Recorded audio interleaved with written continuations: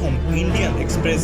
অযোধ্যার বাবরি মসজিদের আদলেই পশ্চিমবঙ্গের মুর্শিদাবাদে তৈরি হচ্ছে নতুন বাবরি মসজিদ, যা নিয়ে দেশটিতে তৈরি হয়েছে বেশ আলোড়ন।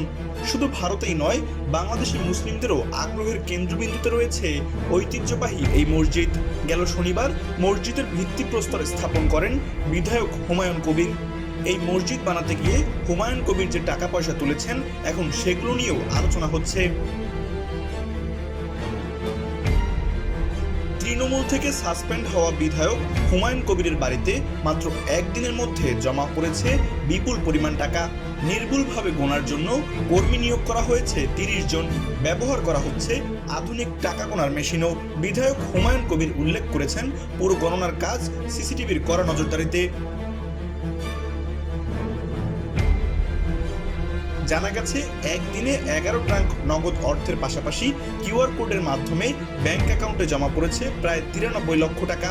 দান সংগ্রহের পর টাকা গোনার দৃশ্য হুমায়ুন কবির নিজেই তার সোশ্যাল মিডিয়া অ্যাকাউন্ট থেকে লাইভ করেন, যা মুহূর্তেই ভাইরাল হয়ে যায় এবং রাজনৈতিক মহলে তোলপাড় তোলে। বিধায়ক হুমায়ুন কবির জানান, ৬ ডিসেম্বর বাবরি মসজিদের শিলান্যাসের দিন থেকে তিনি দান সংগ্রহ শুরু করেছেন। তার দাবি, এই বিপুল পরিমাণ অর্থ সাধারণ মানুষের দান হিসেবে এসেছে। তিনি স্বচ্ছতা বজায় রাখতেই এই টাকা গোনার সম্পূর্ণ কাজ ফেসবুক থেকে লাইভ দেখিয়েছেন। তিনি বলেন, মানুষের দানেই তৈরি হবে আমার বাবরি মসজিদ, কোনো রাজনৈতিক দলের ফান্ডিং নয়, তাই সব প্রমাণ নিয়েই লাইভ করেছি। তবে এই ঘটনা সামনে আসার পর রাজনৈতিক মহলে তীব্র গুঞ্জন শুরু হয়েছে, যেখানে সাধারণ মানুষের একাংশ বিধায়কের স্বচ্ছতা প্রচেষ্টাকে স্বাগত জানিয়েছে, সেখানে বিরোধীরা দানের উৎস, হিসেব এবং আইনি প্রক্রিয়া নিয়ে তুলেছে নানা প্রশ্ন।